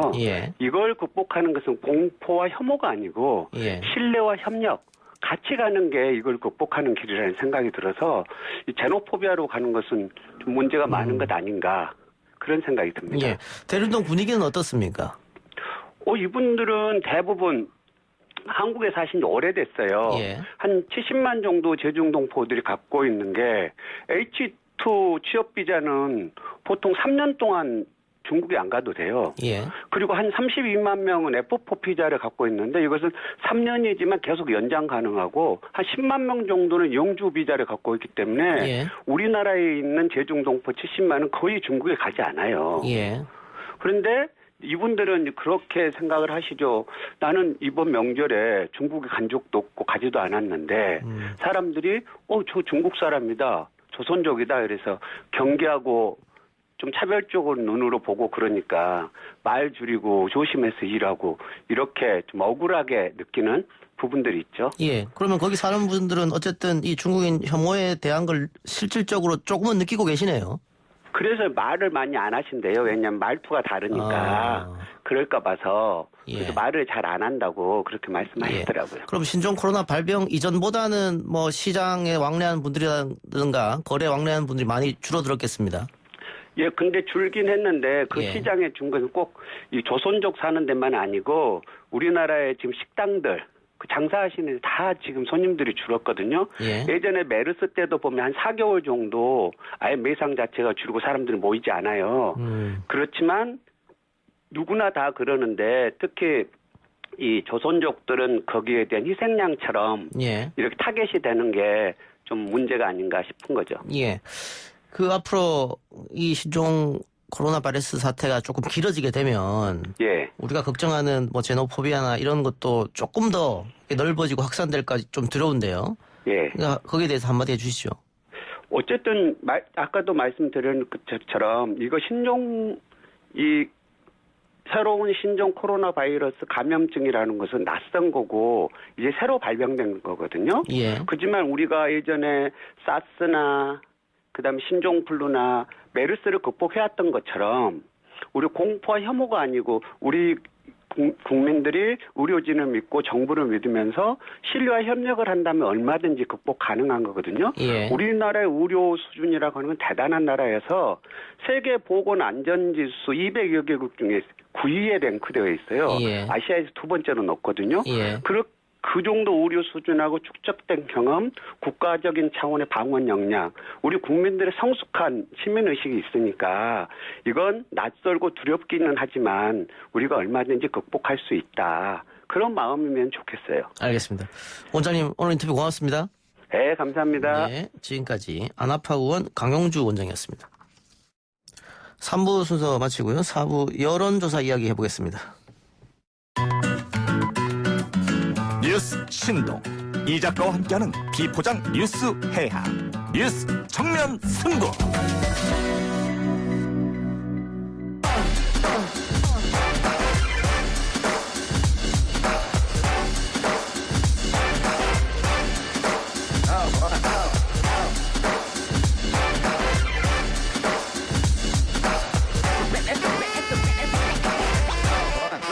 여론조사를 전화를 통해 민심을 읽어보는 시간, 민심은 숫자다 코너입니다. 오피니언 라이브 윤희용 여론 분석센터장, 리얼미터 이택수 대표 나왔습니다. 어서 오십시오. 네, 안녕하십니까. 자, 지난주 여론부터 좀 살펴볼까요? 일단 문 대통령 국정수행평가에서 긍정 부분이 많이 빠졌다, 이런 언론 보도가 있었는데요. 네, 저희가 오늘 발표한 내용인데요. 지난주 월요일부터 금요일까지 닷새 동안 전국 19세 이상 18세 이상 유권자 51,174명에게 통화 시도에 최종 2,511명이 응답을 완료했습니다. 조사 방법은 전화 면접과 자동 혼용 방식이었고요. 95% 신뢰 수준에서 플러스 마이너스 2%포인트의 표본 오차인데요.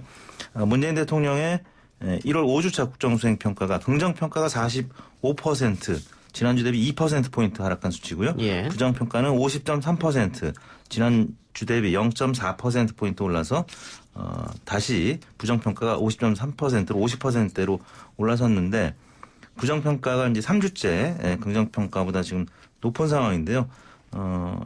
지난주에는 이제 신종 코로나 바이러스 이제 소식이 영향을 미쳤고, 또 하나는 민주당 총선 영입 2호 원정건 씨와 관련된 미투 논란 등의 소식 때문에 특히 20대와 30대 여성층에서 좀 많이 빠지는 모습을 나타냈습니다. 예. 자, 민주당 지지율은 조금 이따 다시 살펴보기로 하고요. 네. 대통령 지지율이 하락한 거 결정적 이유는 방금 이 대표 이야기처럼 신종 코로나 바이러스의 확산이 아닐까 싶은데요. 네. 지금 어쨌든 이제 이런 지난번 이제 메르스 경험이 있잖아요. 예. 당시에도 이제 박근혜 정부 국정 수행의 긍정 평가 40% 이제 이상을 상회하다가 이른바 콘크리트 지지율이다 이런 표현이 있었지만, 당시에 이제 여러 조사들이 있습니다만 20%대까지 떨어진 조사 결과들도 있었거든요. 예. 그러니까 사실은 이런 이제 국민들이 불안을 야기하는 사안들, 이것은 직접 어떤 정부의 잘못이 아니다 하더라도 그것이 지금 집권하고 있는 정부에 대한 이제 부정적 평가로 이어지는 경향들을 과거에도 보여왔기 때문에, 이번에도 국민들 이제 불안이 좀 높아지고, 또 어떤 부분에서는 이제 국민들 좀 더 강경한 대응을 원하는 분들이 있었을 때 좀 미진하다고 생각하시는 분들도 있었기 때문에, 특히 이제 이런 안전과 생명에 관한 부분들은 남성보다는 여성들, 또 좀 특히 이제 젊은 층들, 여성들 같은 경우 민감하게 받아들일 수 있기 때문에 아마 그 층에서 좀 이제 부정평가 높아지면서 국정 지지율, 긍정평가가 하락하는 요인으로 작용한 것으로 분석됩니다. 예. 다른 연령대보다는 이 30대, 특히 여성이 굉장히 많이 빠졌거든요. 그렇습니다. 특히 30대 여성층이 10.8%포인트 빠졌습니다. 아무래도 아이들을 키우는 이제 학부모 세대이기 때문에 걱정이 많을 것 같고, 예. 또 20대 여성은 9.9%포인트. 20대 여성 같은 경우는 아까 말씀드린 이제 민주당 총선 영입 2호의 이제 미투 논란, 예. 그 부분과도 영향이 있을 것 같은데요. 2015년 6월 달에 당시에 이제 5월 말과 6월에 걸쳐서 메르스 사태가 터졌었는데, 네. 당시에 이제 박근혜 대통령이 40% 중반을 달리다가 30% 중반으로 2주에 걸쳐서 이제 하루에 한 주에 5%포인트씩 빠져 2주에 걸쳐 10%포인트가 빠져서 2주의 변동선 치고는 굉장히 크게 빠진 적이 있었는데, 이게 꽤 오래 갔습니다. 메르스 사태가 몇 달을 가다 보니까 당시 5월 말에 터진 이 사태가 8월 달에 남북 군사적 긴장 고조가 이제 영향을 미치면서 40%대를 회복하는 데까지 대략 3개월 정도 걸렸거든요. 예.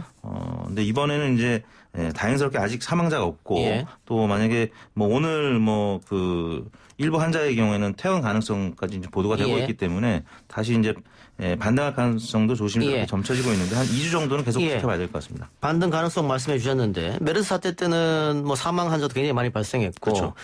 그 전체적으로 2위였어요, 사망 국가로 보았을 때. 그렇기 때문에 우리 방역 체계가 완전히 실패했다. 그래서 뭐 절반 이상으로 대통령 지지율이 빠지고 했었는데, 만일 문재인 정부에서 이번 신종 코로나 바이러스를 잘 대처해서 사망자도 없고 이렇게 된다면, 그러면은 반등 기회가 있지 않을까? 방금 얘기한 것처럼? 네, 그러니까 이제 이 정치권 분석을 할 때 항상 이제 하는 얘기긴 한데요. 발생한 악재 그 자체는 어쩔 수 없다. 다만 그 악재에 대해서 어떻게 대응하느냐에 따라서 이제 정부 여당에 대한 평가가 달라진다, 이런 얘기를 하거든요. 예. 그러니까 지금 이 상황도 말씀하신 대로 이제 이후에 뭐 여러 가지 논란이 있다고 보시는 분들도 있겠습니다만은, 어쨌든 이거 통제가 잘 되고 관리가 돼서 어쨌든 빨리 개선의 가능성, 나아지는 이제 방향성으로 이제 보여진다고 한다면 평가가, 대응이 어쨌든 과거보다는 나아졌다, 개선됐다라고 하는 평가가 있어지게 되면서 그 이슈 대응에 대한 이제 긍정적 평가가 나올 가능성을 배제할 수 없고요.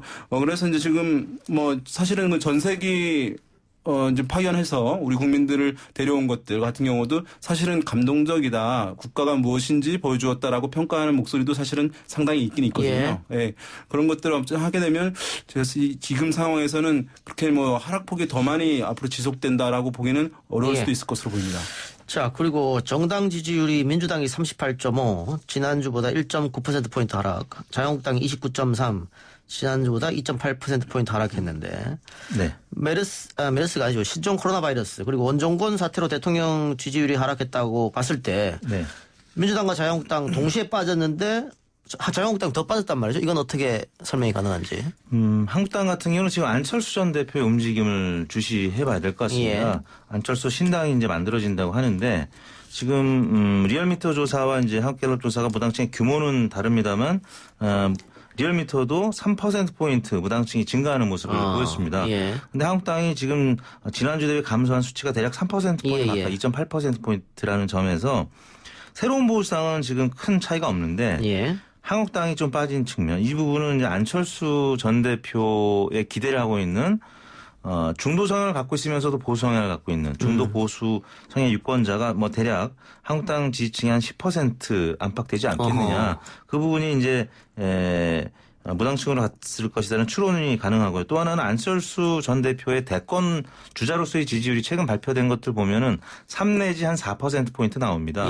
그래서 이제 향후에 이제 신당은 어떻게 될지 모르겠는데 안철수 전 대표의 움직임 때문에 한국당 지지율은 좀 빠졌다. 왜냐하면 안철수 전 대표가 보수 통합에는 참여하지 않겠다 이런 목소리를 계속 내고 있기 때문에 그분이 좀 영향을 미치지 않았나 싶습니다.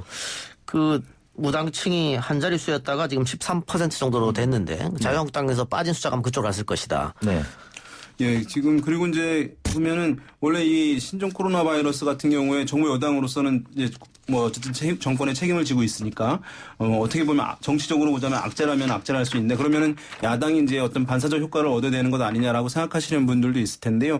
이런 이제 국가적 위기 상황에 있어서는 이제 야당이 어떤 정치적 반사 효과를 쉽게 누리지는 못하는 구조인 것 같아요. 과거에 이제 메르스 사태 때도 보면은 당시에 지금의 집권 여당이긴 합니다만 당시 야당도 특별한 반사 효과를 얻지 못했던 부분들이 있거든요. 그런 부분들이 있겠고 어쨌든 지금 무당층이 올라가는 것은 이제 안철수 전 대표, 안철수 신당 추진 그룹에게는 상당히 이제 반가운 소식이라고 할 수 있을 텐데요. 그것이 이제 어떤 기성 양대 정당에 대한 이제 불만, 불신 이것이 높아져야만 제3정당, 제3세력의 공간이 확보되는 것이기 때문에 그동안 이제 무당파층이 높지 않아가지고 그런 부분이 있는데 앞으로 이제 그 무당층의 규모에 따라서 안철수 신당의 성공 가능성 또는 성과 가능성도 영향을 받을 수밖에 없다 이렇게 보겠습니다. 안철수 신당 가칭이죠. 만든다고 하는데 그리고 그렇게 되면 이제 바른미래당과 안철수 신당의 관계는 또 어떻게 되느냐. 지금 바른미래당이 그래도 이번 조사에서 0.6%포인트 빠졌습니다만 그래도 3%를 기록하고 있단 말이죠. 그럼 이 지지도가 안철수 신당으로 갈 것인지 그런 건 어떻게 보십니까?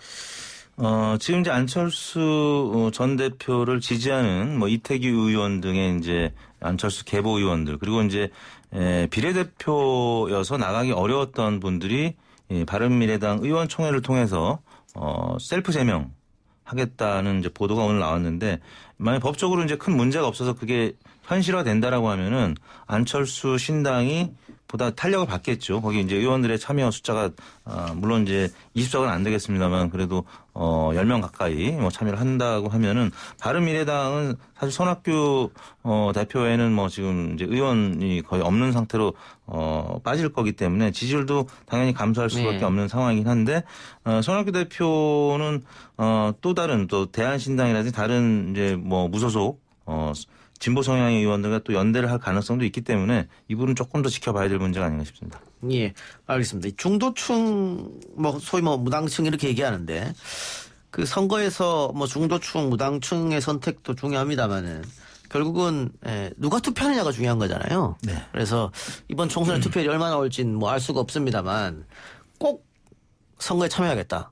이런 사람을 잡는 것도 정당에서 노리고 있는 목표일 텐데 어때요? 중도층이 이번에는 이 선거에 많이 참여하려고 보십니까? 어떻게 보십니까? 기본적으로는 이제 대선 같은 경우에 투표율이 이제 70% 상회하잖아요. 예. 그때 돼야 이제 중도층이 대거 투표장에 나온다라고 얘기를 합니다. 그러니까 한 지금 총선과 지방선거 같은 경우는 이제 50% 후반대거든요. 예. 그런 경우에는 중도층들이 나오긴 합니다만은 대선만큼 나오는 것은 아니죠. 예. 그래서 이제 각각의 어떤 뭐 이념 성향을 따라서 진보 성향, 뭐 보수 성향들의 지지층들이 사실 많이 나오는 것이긴 한데요.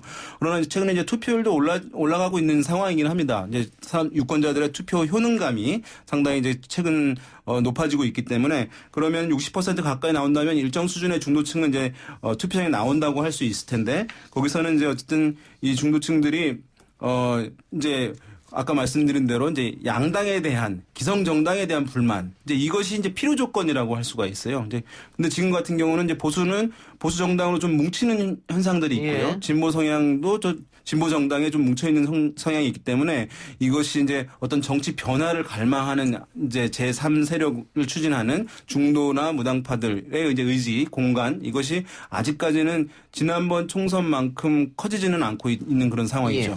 그래서 자유한국당 같은 경우에는 뭐 집토끼 잡는 전략을 먼저 추구하는 게 아닌가 그렇게 보여서 제가 질문을 드려봤는데 최근에 김우겸 전 대변인이 총선에 나오지 않겠다 이렇게 얘기했습니다.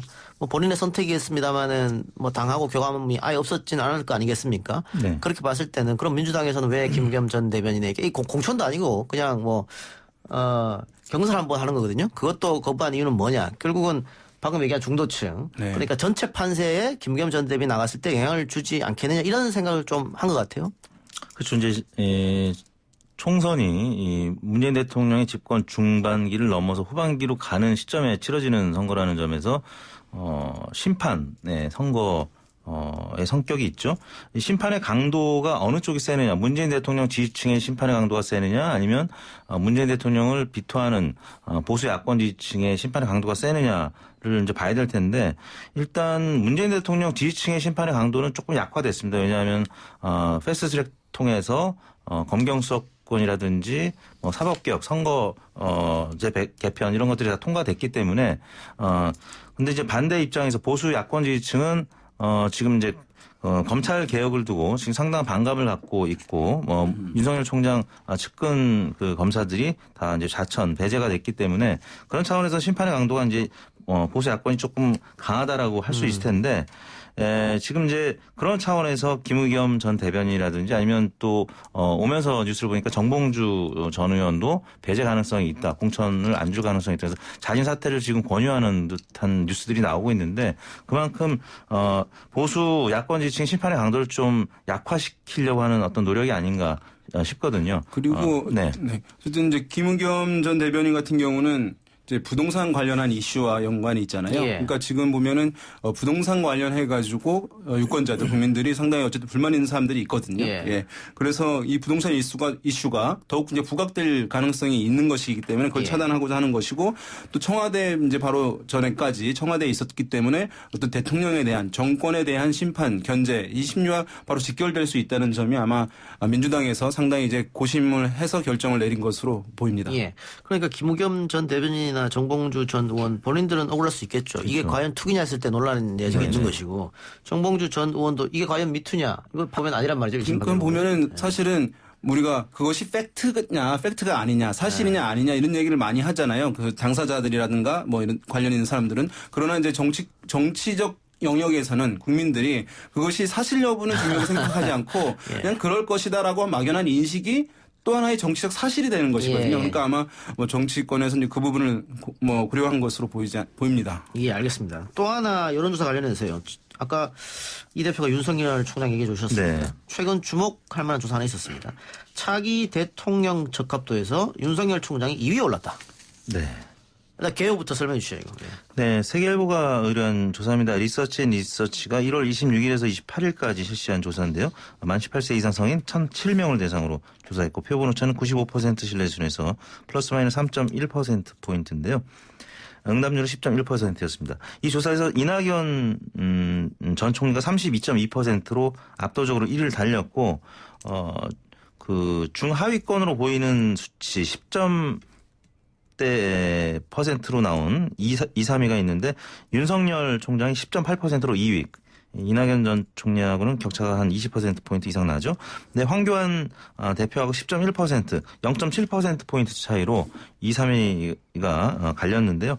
오차범위 내니까 이제 거의 동률을 봐야 되겠죠. 예. 근데 이 조사는 이제 지난번에 있었던 한국 갤럽 조사처럼 주관식으로 물어봤던 게 아니라 이건 아예 선택지를 이제 제시해 놓고 그러니까 한국 갤럽 조사에서 주관식으로 오픈형으로 물어봤을 때 낮은 수치지만 윤석열 총장이 포함됐었기 때문에 예. 아마 리서치 앤 리서치도 포함을 시킨 것 같은데 여하튼 황교안 대표보다 오차범위 내긴 하지만 높았다라는 점에서 굉장한 충격파를 준 거죠. 예. 현직 정치인도 아닌데 예. 제1야당 대표보다 높게 나왔다. 이거는 여러 면의 상징성이 있는 조사였던 것 같습니다. 오마이뉴스가 리얼미터하고 조사할 때도 유시민 작가 같은 경우에는 넣었을 때 굉장히 높게 나오는데 질문지에 네. 뺄 때는 거의 안 나오지 않습니까? 뭐 그렇죠. 그런 거랑 비슷한 것 같은데 네. 지금 보면 1위 이낙연 4위가 이재명, 5위가 박원순 순인데 1, 4, 5위는 다른 여론조사하고도 크게 차이가 나지 않습니다. 네. 그런데 갑자기 이제 윤석열 총장이 들어오면서 2, 3위 황교안하고 2, 3위가 됐는데 그렇게 봤을 때는 그 황교안 지지도를 윤석열 총장이 가져간 게 아닌가 이런 분석도 가능할 것 같은데요. 맞습니다. 이제 일부 언론에서는 중도층의 표심을 사로잡았다라고 이제 분석한 기사들도 있었는데요.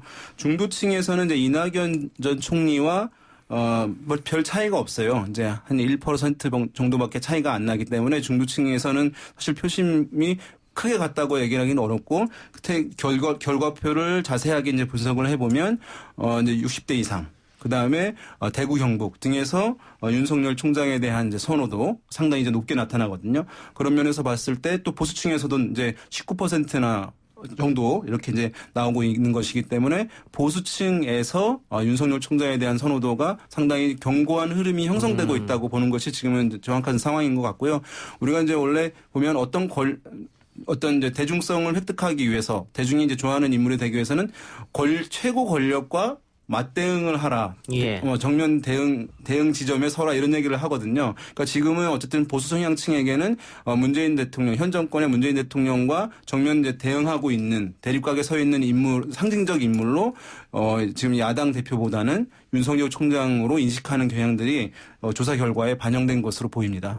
예전 이회창 감사원장이 그렇죠. 정부랑 그렇습니다. 대립할 때랑 비슷한 모양새네요. 네. 검찰총장이 이렇게 그 대권 후보로 이름이 오르내린 적이 있었나요? 제 기억은 없었던 것 같고요. 없었고 지금 당장 사실은 이것이 이제 엄격한 이제 수사를 해야 되는 이제 당사자인데 이 조사 결과에 정치적 논란에 휩싸게 되면 사실은 어떤 면에서는 상당히 부각돼서 긍정적으로 바라보는 탄력도 받는 측면도 있을 수 있겠습니다만은 국가 전체적으로 봤을 때는 상당히 이제 이게 정권 수사를 하는데 이제 지지층이 생긴다라고 하는 것들이 글쎄요, 이제 좀 많은 정치적인 오해나 논란들 살 염려도 있을 것으로 보입니다. 그래서 이제 당장은 윤석열 총장 대검에서 이제 여론조사 기관들한테 빼달라고 요청을 했죠. 왜냐하면 저희들도 당장 이 분석을 할 때 보수층에서 많은 더 지지를 받고 있다 이런 해석 자체가 굉장히 부담스러울 겁니다. 스스로에 부담되겠죠. 네. 그래서 어떠한 수사 결과가 나와도 이제 정치적으로 해석하는 또 유권자들이 생길 수 있기 때문에 그래서 저희 리얼미터 같은 경우는 주관식으로 하고 이제 거기에 포함된 상위권들을 선택지에 놓고 조사를 하게 되는데 이제 이번 달 이제 주관식으로 하는 달이거든요. 근데 이미 이제 빼달라고 요청을 했기 때문에 저희 같은 경우는 있어도 아마 포함을 시키는 건 좀 어렵지 않겠느냐. 또 검찰에서 특별히 요청을 한 것이기 때문에 아마 과거에 이제 유시민 전 장관이나 이런 분들 같은 경우는 빼달라고 했는데도 안 빼주는 경우들이 있었잖아요. 근데 이번에 이제 검찰에서 요청한 거기 때문에 조사기관들이 아마 따르지 않을까라고 생각되긴 하네요. 거기다가 지금 민주당을 지지하는 사람들은 지금 검찰이 정치적 수사와 정치적 기소를 하고 있다 이렇게 공격하고 있잖아요. 네. 그랬는데 보수 측에서 많은 지지를 받아서 대통령 차기로 이름이 오르낸다고 하면 윤 총장 자신도 굉장히 부담스럽겠죠. 그렇죠. 지금 그리고 현재로 보면은 KBS가 신년에 여론조사를 했는데요. 이제 정부 각 기관들에 대한 신뢰도를 조사를 했는데, 언론도 포함되긴 했어요. 대통령이라든가 이제 검찰, 언론, 경찰도 있고 한데요. 진보층, 보수층, 이 이념 성향에 따라서 극명하게 갈렸는데, 진보층에서는, 보수층에서는 가장 신뢰하는 기관으로 검찰이 꼽혔어요. 그러나 진보층에서는 가장 불신하는 기관, 신뢰도가 가장 낮은 것이 또 검찰을 꼽혔어요. 예. 그러니까 지금 이제 이념 성향에 따라서 검찰을 바라보는 시각이 상당히 사실 그 역대로 이런 정도로 큰 때는 없었던 것으로 보여요. 그것들이 많은 또 조사 결과에도 영향을 주는 것 같습니다. 자유한국당 얘기를 한번 해볼까요? 그 지도부에서 중진들, TK, PK 중진들 험지에 나가라고 얘기했습니다만 당장 홍준표 전 대표, 김태호 전 의원 같은 경우에는 못 나간다. 네. 예, 내 고향에 나가겠다. 이렇게 선언했단 말이죠.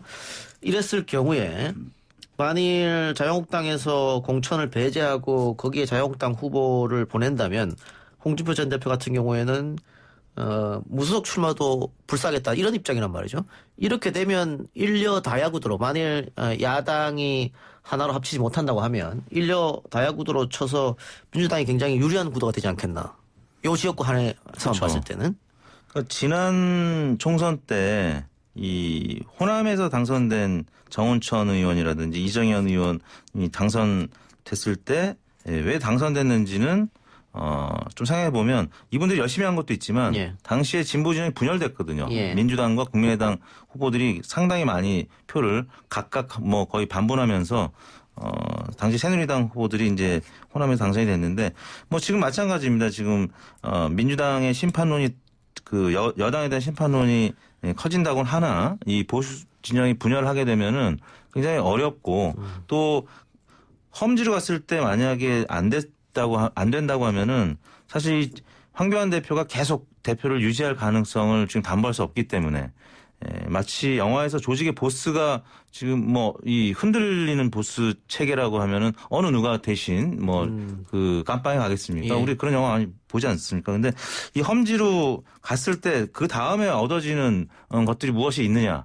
근데 이거 장담할 수 없기 때문에 험지로 가기가 너무 어려운 것이죠. 결단하기 어려운 것이죠. 그래서 뭐 당선 가능성이 있는 험지가 어디냐 이제 찾고 있다 얘기하잖아요. 당선 가능성이 있으면은 험지라고 하기 어렵잖아요. 사실 형용 모순인데 지금 이제 사실은 정치권에서 황교안 대표가 종로를 갈 것이냐 안 나갈 것이냐 얘기를 많이 하긴 하는데 원래는 이제 황교안 대표가 이렇게 얘기를 했잖아요. 이제 수도권 험지로라도 나가겠다라고 얘기했잖아요. 그러면 본인은 종로라고 얘기를 안 했기 때문에 종로로 안 나가도 괜찮다고 생각하긴 할 텐데 대중은 아까 제가 사실이냐 사실이 아니냐 그 인식이 중요하다고 했잖아요. 험지에 나가겠다라고 하면 국민들은 많은 유권자들은 종로를 나간다고 하는구나라고 인식을 하고 있거든요. 그러니까 종로를 선택하지 않을 경우에는 그 어쨌든 리더십에 일정 정도 이제 훼손도 있을 수 있는 그런 상황이기 때문에 사실은 처음부터 기대치를 너무 확 올리면은 정치인들의 발언이 그 효과가 제약될 수밖에 없기 때문에 순차적으로 올려가면서 기대치를 뛰어넘게 이제 행동했을 때 더 긍정적인 파급 효과를 얻을 수 있는 것이거든요. 그런 면에서 좀 아쉽다는 지적이 나오고요. 그래서 지금 종로 같은 경우에 그래서 뭐 유승민 의원이라든가 또는 뭐 김명준 전 비대위원장이라든가 여러 이제 중량감 있는 인물들에 대한 출마 가능성 이런 것들도 거론되고 있는 것으로 보입니다. 예. 황교안 대표하고 이낙연 전 총리 종로에서 빅매치. 뭐 언론이 이렇게 여러 번 썼습니다만은 일단은 이낙연 전 총리는 종로로 마음을 굳힌 것 같고요. 네. 황교안 전 대표는 방금 얘기한 것처럼 만일 종로로 갔을 때 패배했을 때는 어떻게 하냐. 또 그 그렇죠. 정치적 부담이 있기 때문에 여러 가지 뭐 다른 험지 수도권에서 뭐 이 얘기가 나오고 있습니다. 용인 이야기도 나오고 있고 여러 가지 얘기가 나오고 있는데. 예. 그래서 자유한국당이 종로에 이럴 바에는 정치 신을 내보내겠다. 네. 과거 문재인 후보가 부산에 나갔을 때 손수조 후보가 매치가 됐었잖아요. 그런 식으로 하겠다. 이런 얘기도 있는 것 같아요. 근데 만약에 그게 성공을 했다면 이제 격차도 확 줄이고 문재인 리더십을 흔들었다면 이 이제 가능성도 있지만 이거는 어떻게 보면 정치화할 수도 있는 거고 전반적인 그 다른 지역구에도 좀 무력감을 줄 수 있기 때문에 좀 조심스럽습니다. 조심스러운 접근이 필요할 것 같고 여기는 좀 중량감 있는 다른 의원 후보가 나가는 것이 좋을 것 같고요. 황교안 대표는 이제 보도를 보면 뭐 용산이라든지 영등포 을이라든지 양천, 그러니까 이제 이전에 국회의원이 한국당 출신이었거나 또 보수가 분열이 돼서 패한 곳이지 이제 보수 후보가 가능성이 있는 곳들 이런 데들을 좀 검토를 하고 있는 것 같은데. 근데 그게 험지로 갈 수 없잖아요. 근데 이제 그나마 덜 험지라는 거죠. 종로는 완전 험지로 보고 있는 것 같아요. 이제 왜냐하면 당선 가능성이 사실 굉장히 희박하다 이렇게 판단하는 것이기 때문에 측근들이 반대를 하고 있는 것 같습니다. 그러니까 최근 뭐 이제 SBS에서 여론조사를 종로에 했는데 거의 뭐 더블 스코어 정도 차이가 나는 것으로 이제 이낙연 총리와 전 총리와 이제 황교안 대표 간에 그래서 그리고 이제 종로가 사실은 과거에는 보수 성향 굉장히 강했습니다. 이제 부암동이나 평창동에 이제 부유층 지역이 있었기 때문에 그런데 상인들도 물론 이제 많았고요. 보수 성향이 좀 많거든요. 근데 창신동, 숭인동 등의 대규모 아파트 단지들이 들어왔어요. 그래서 이제 과거와는 정치 지형이 많이 바뀌어진 측면들이 있어서 고민이 아주 큰 것으로 보이고요. 이게 신인을 내보내게 되면 뭐냐면 축구 경기에서 우리가 질 것 같으니까 뭐 이진으로 내보내는 거 그런 경우들 가끔 있잖아요. 예. 그러니까 그런 것으로 비춰질 수 있는 것이기 때문에 제가 봤을 때는 어쨌든 희망이 있다면 중량감 있는 인물들 나와서 멋진 승부를 겨뤄보는 것도 괜찮을 것 같습니다. 이거 방금 여론조사가 더블 스코어 차이 났다. 이거는 개호 말 안 해줘도 돼요. 네, 그 정도는 괜찮습니다. 괜찮습니까? 네. 구체적인 수치를 얘기하면 불안합니다. 항상 불안하기 때문에. 예, 자유한국당도 뭐 여러 가지 전략을 생각을 하고 더불어민주당도 그렇게 하겠습니다만은 그 선거가 지금 이제 70일도 채 남지 않았습니다만은 어떤 변수가 나올지 모르잖아요. 지금 이제 오늘 저희가 CBS 의뢰로 조사한 이제 발표인데 박근혜 전 대통령을 이제 형 집행정지 등으로 석방하느냐의 문제. 이제 그 변수가 남은 거죠. 아직 대법원 판결이 나지 않았기 때문에 뭐 사면은 좀 어려울지라도 형 집행정지는 가능할 수 있기 때문에 그러니까 석방시킨 다음에 이제 불구속 상태에서 재판을 받게 하는 그게 만약에 3월 30일을 넘기면은 이제 3년이 넘어가거든요. 그러면 이제 김용호 자유한국당 공관위원장도 얘기했듯이 이건 굉장히 좀 문제가 있다. 나중에 뭐 큰 문제가 될 수 있다 이런 식으로 얘기를 했기 때문에 박근혜 전 대통령은 어떻게든 형 집행정지로 풀어줄 가능성이 있다. 이 부분이 가장 큰 변수가 아닌가 싶습니다. 박근혜 전 대통령이 나오면 이제 보수가 분열할 가능성이 있기 때문에. 네. 한편으로 이제 신종 코로나 바이러스 이 문제도 사실 큰데요. 왜냐하면 이것이 길어지잖아요. 그래서 만약에 선거 때까지 간다 하면 투표율에도 좀 영향을 줄 가능성을 배제할 수가 없어요. 그리고 이제 이것이 장기화 되면 매출을 잘 안 하니까 소비를 줄이게 되고 그러면 경기도 타격을 받는 것이거든요. 소상공인이나 자영업자들 타격받을 수 있는 것이기 때문에 한국 정치는 사실은 뭐 70일 남았다고 하더라도 몇 번 정치적 세상이 변동 가능성은 있기 때문에 지금 뭐 단정할 수는 없다고 봅니다. 네. 뭐 거기다 지금 투표를 말씀해 주셨으니까 만일 선거 당일 앞서서 한 3월 또 미세먼지가 심해지면 그것도 그 선거 투표에 영향을 주지 않겠나. 여권에서는 굉장히 그것을 위험한 요인으로 보고 있는 것 같습니다. 예. 거기다가 뭐 시진핑 주석이 언제 또 방한하느냐 뭐 여러 가지 아직 그 여러 가지 변수가 있기 때문에 우리가 매주 이거를 다루면서도 어떻게 변할지 잘 모르겠습니다. 알겠습니다. 오늘 두 분 말씀 여기까지 듣겠습니다. 수고하셨습니다. 네, 감사합니다.